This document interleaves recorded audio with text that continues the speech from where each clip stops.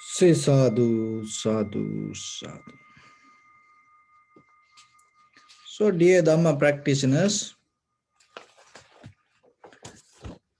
far away in a village, there was a man used to do laundry. This story happened in India.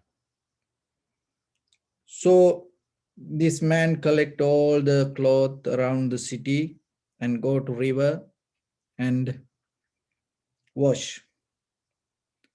So then the king gave him a piece of land. This land is for you. And he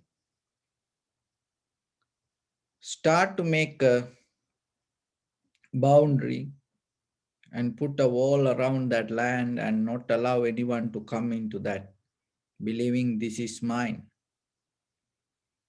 So even no any animals come. Nothing. Even the bird cannot go over his house. He tried to bring them down. He became so attached with this piece of land. And then what happened? He had a place. He always go to the river to wash cloth. And then the people didn't go to that place. Why? Because from the whole village, and he carry all the cloth to that place, and he takes so much time to wash it. And then people don't want to go to that place and have a bath. Then he thought, oh, this piece of place, it is belong to me because no one come and it is my place. Now he start to hold a part of the river also. But the people didn't go there because of another reason. Why? Because he collected all the cloth and all the dirt is going to be there. So then one day, suddenly, there was a gold rain happened. Gold. And he came out and looked everywhere gold. And he thought, oh, this piece of land belongs to me. No one can come here. And thought, oh, I have a place where I wash cloth. And whatever the gold there, that also belong to me. So it is better first I go there and collect that and come home. So what he did, he ran to the place. By the time he reached to that place, all the gold gone. Somebody took it. And then he turned back and started to come home. When he came home, all the gold gone. So in Hindi, it say, na ghar ka, na ghat ka. That's mean neither home nor there. So remember, when you too attach to something, even for a little thing, that little thing that start to multiply,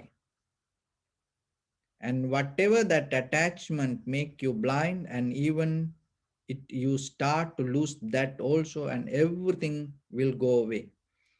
Even that there is a gold rain, you will not going to find something for you. There's nothing wrong with the outside world. It because of deeper our attachment. So remember, when you like something, always remember, na ghar ka, na ghat ka. So don't lose the moment that you have. So whatever there, have a contentment. Be happy with it. That is a way that you can nourish yourself, and when you become matured, and little by little, you will understand. In this world, whatever come to our eye, ear, nose, tongue, body, mind, remember, you are not, you are not entitled to anything in this world. That is the truth. But the babies think the whole world around them entitled to them. And there's no, when it comes to you, there's no any special privilege or any special treatment you own and you deserve, thinking it should come to me like this way. It's not like that. So then whatever happen, learn to accept it. So when you are in this path of spirituality, or developing and nourishing, cultivating your mind, heart, cultivating your life,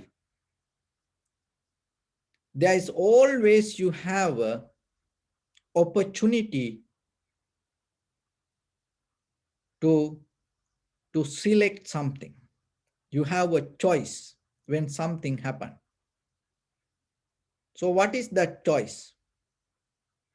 The wisdom or war?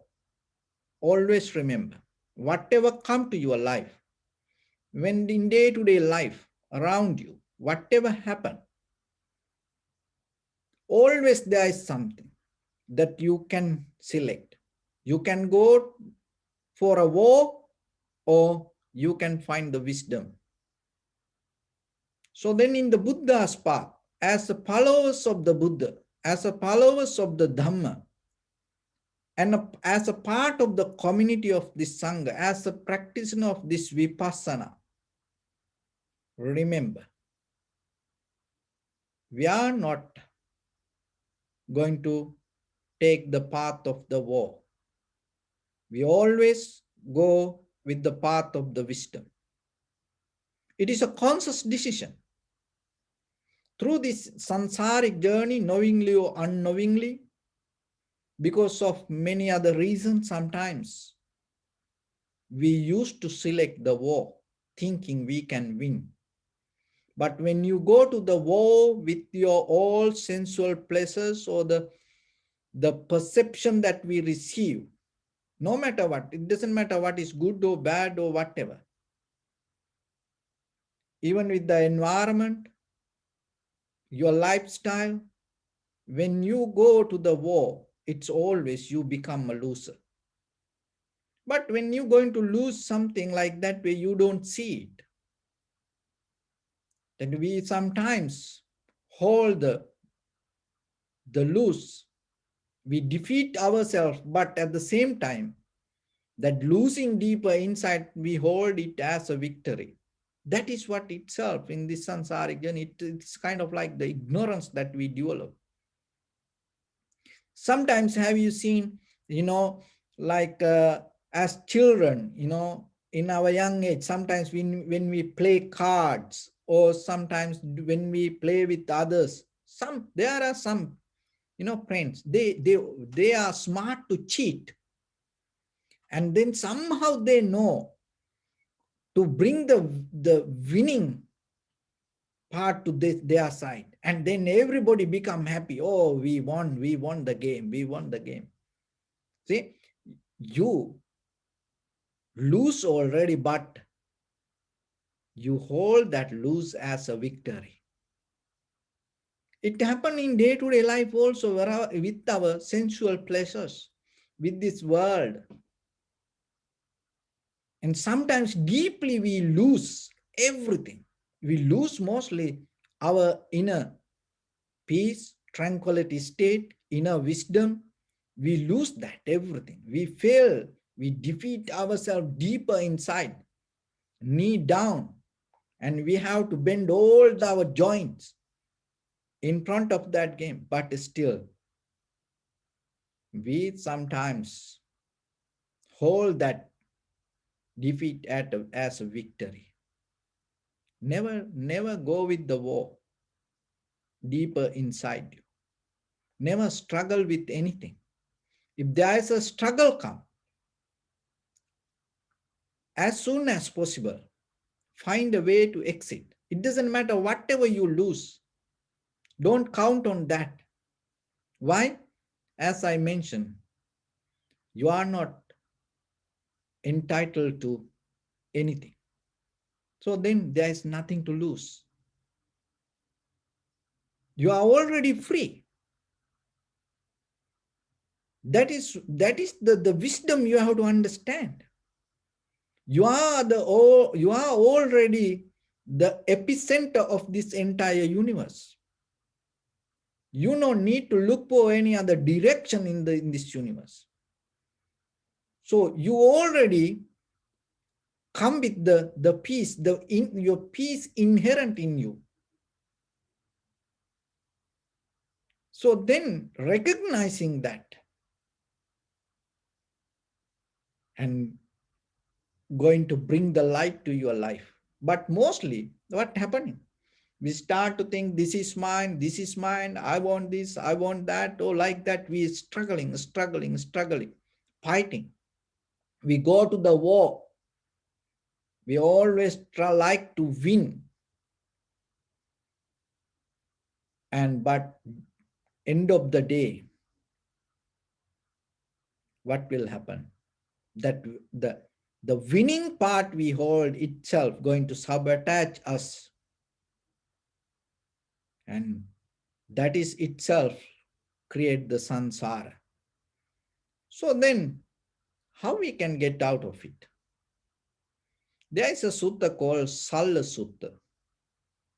Salla means the tool has a sharp edge. So, when something happens, if you are not mindful, if you not develop the wisdom in you, there are two kinds of pain. One is physical pain. Another one is mental pain. So if somebody stab you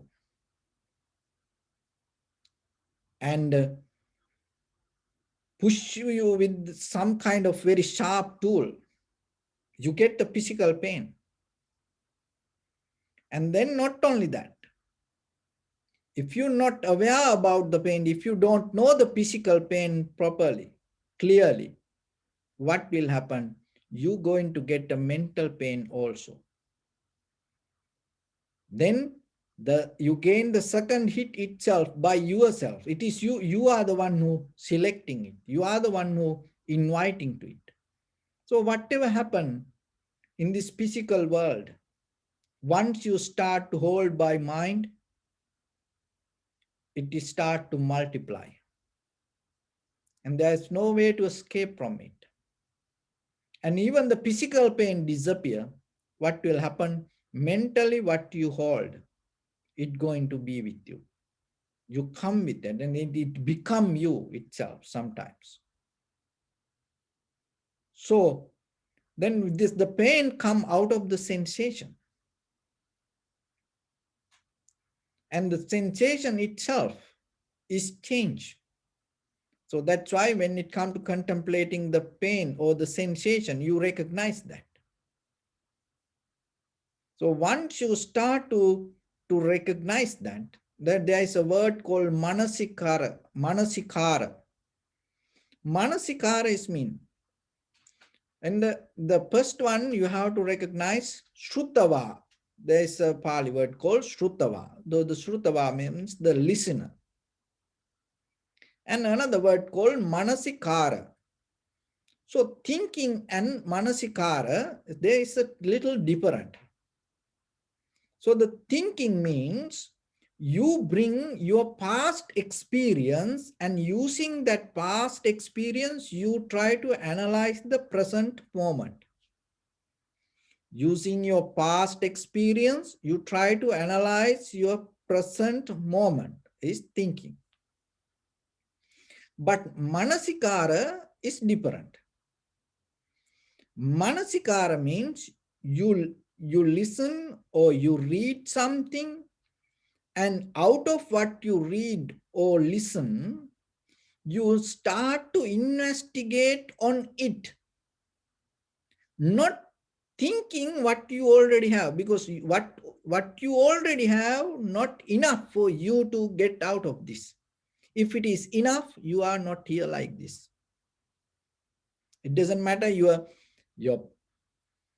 conventional life, it doesn't matter your spiritual life.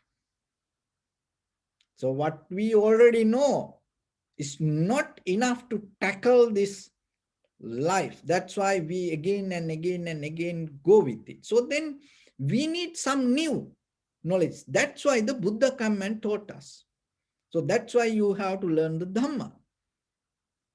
But when you learn the Dhamma, this is the mistake we does. And you go and you watch the many Dhamma talks, and maybe you read the Tripitaka, and maybe you follow documentaries, many other articles. This is what mistake we do. So when you read something, when you hear something, as example, you heard completely new, brand new word, and then you try to understand it. To understand that, if you try to think with your old past experience, that the new word you learn not going to be new word for you. It's deeply psychological. You have to understand that it's a kind of like a flux, interconnected this each other, and you have to be so sharp to recognize it. That is why listening Dhamma is not allow us to go beyond this moment. Sometimes we again and again tangle with the same with things. Otherwise, the Dhamma is everywhere, available more than any other time today. But still, that our personal development not happening. The reason is Manasikara is different. Manasikara is what? When you learn the Dhamma, as example, when you learn a sutta, when you learn a word, rather than thinking of by your own experience, you have to cut off it, and then you have to go to the meaning of the word and accept it. But what the mistake we does? We learn something from the sutra, or from a book, or listening to something, and then we convert it to our thoughts. When it convert to your thoughts, that whatever you learn itself again become already what it's belong to the knowledge you already know. The thing is this: in the moment you become happy, that happiness is like you, because you gain something again to yourself, not you release from it. Again you collect something, again you collect every day. You like to listen something and collecting, but deeper in you, you have the same thing. But that's why when people went to Buddha, end of the sermon, and they attain to the enlightenment, and sometimes only one word or one line, listening to that, attain to the enlightenment. Or even maybe no words, just showing something, attain to the enlightenment. Why it happened like that way? Because what we does in day-to-day life, whatever the experience come to us through our perception, we deeply convert it to our knowledge. But to drop our all the knowledge, and you completely surrender to whatever the whatever the things you learn, and you completely go into it and look what it is going to transform you. So for that, you have to have the newness. So that newness, have this newness, you have to let go what you have. It is not easy. So that's why you have to have the faith, and you have to trust the Buddha. You have to trust the Buddha's teaching. You have to trust the sutra. That trust is that confident doesn't come itself. So then you have to look about it. And another thing is, you deeply have to have the desire yourself to recognize it. That desire always happen. Mostly it happen when things go up and down. Why? Because that is where you're ready to let go whatever you already know. Because you know already. That's why I'd say, when things go up and down, all the inside come outside. When things go up and down, all the inside come outside. So that is where you recognize that what you know doesn't work. But through this practice, before it happened to us, and we consciously drop our mind and go with the moment. So then remember, in day-to-day life, when you learn especially, you can learn anything, but don't convert it to your knowledge. Because then you understand it, the knowledge already what you have. So completely be empty. That's why they're saying, be hungry, be full. In Zen meditation, be hungry, be full. So because that it's kind of like opening you are ready to accept whatever it is. So then whenever you learn, so if you have the ability to drop your experience and see it completely newly, and not the way you want, but you completely surrender to it, and you start to look from the word point of view, and the from that side, and whatever the meaning, and you accept it. Rather than convert it to you, you accept it and you surrender to that meaning. So that way, what will happen, little by little, you can gain the wisdom deeply to inside you. So in this Salleka Sutta, how the pain that go to the mind and multiply it inside you. So when something happen, and if you hold it as mine, not knowingly, this pain change. And then what will happen, then mentally, that whatever the pain that you hold start to give more pain rather than the physical. The physical pain going to happen to any human being. Even you are enlightened, the physical pain going to be there. No, it's belong to four elements. It's the worldly condition. You cannot get out of that. But when you attain to the enlightenment, you're not going to have any mental pain.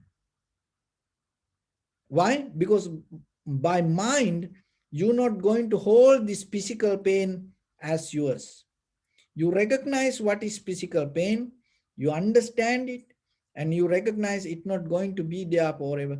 And when it happens, in that very moment, your mind become free from it. So, but if you don't know that mechanism, what will happen? You go again and again with something else. So then in that Salleka Sutta, Buddha explained this way. When any pain come to you, physical pain come, what happen? You hold it mentally. Remember this mechanism.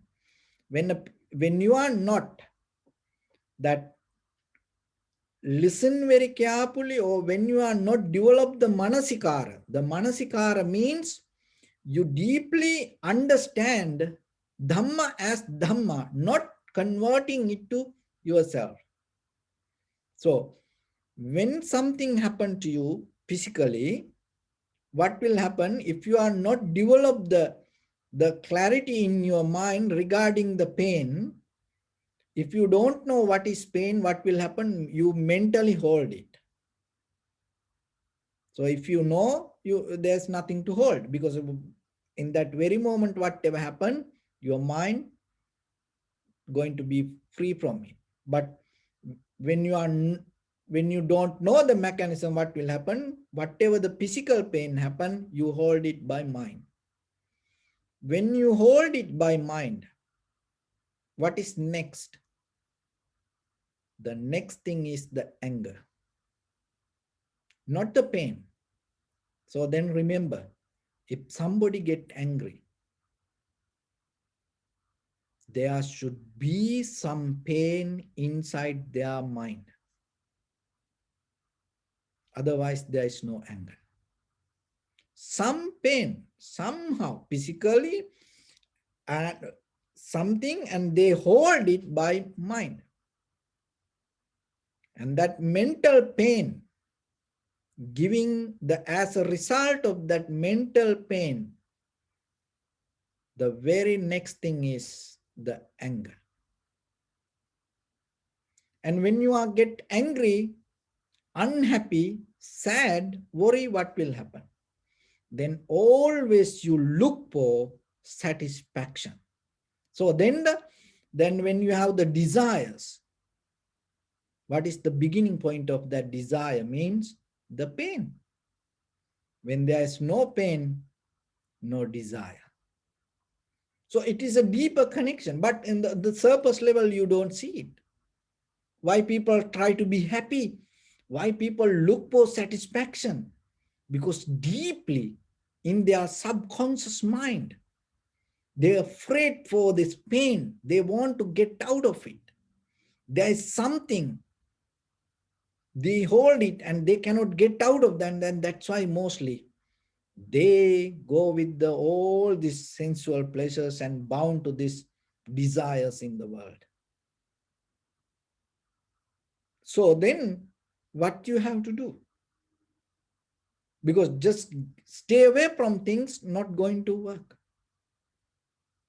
But you have a power to take a conscious decision each and every moment. You can rescue your mind. So and then in the beginning, remember,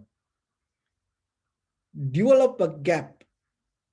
Develop a gap to when you respond to your physical pain. That's why, as you know, when you're sitting or when you're fasting, when you do other things, so when you can do it, that doesn't mean you go to the war. You do it to develop the wisdom. By understanding, you do it. What is the understanding? It is not, this is my body, this is the different.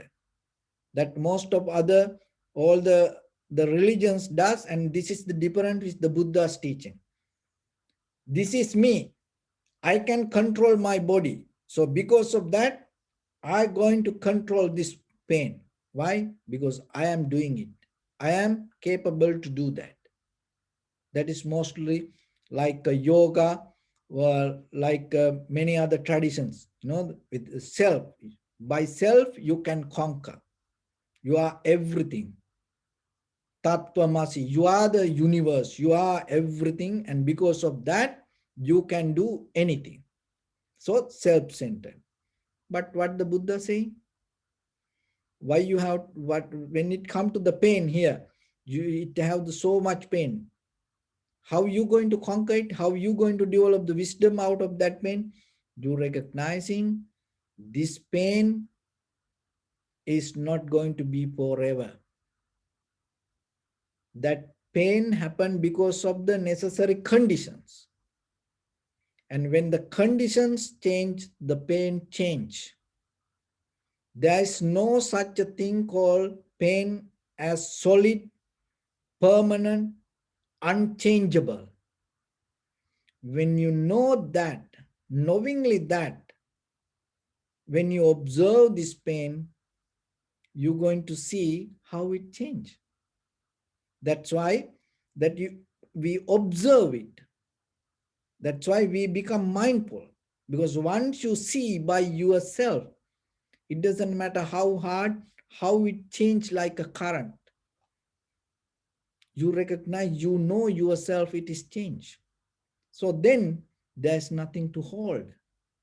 See, out of the same pain, when you don't know it is change, what will happen?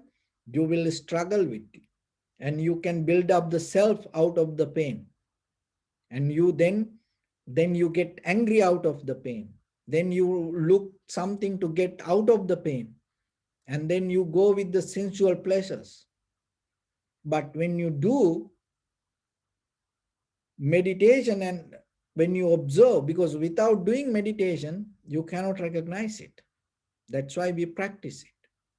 That's why it's called manasikara. It is not by thinking yourself you try to understand. Without thinking, you observe and then you're going to see it. Seeing and recognition is totally 100% different thinking and understanding. Remember that. Observing and recognize, this is the major part in Buddha's teaching and all other conventional knowledge going to go different way. This is the Theravada tradition. Fundamentally, we develop 2,600 years. That's why it go separately beyond the conventional knowledge. What is the method? Observing and recognizing. You don't need any knowledge-based background for that, to observe and recognize. If you are a human being, if your eye, ear, nose, tongue, body, mind work properly, it doesn't matter. You didn't go to school even because of a rain. That's how in our countries we say, no. Even for a rain, you never get into a school, but still, enlightenment is possible for you. What you need? Observing and recognizing what you observe. But mostly what we do, thinking and understanding, thinking and understanding. That's why we cannot get this.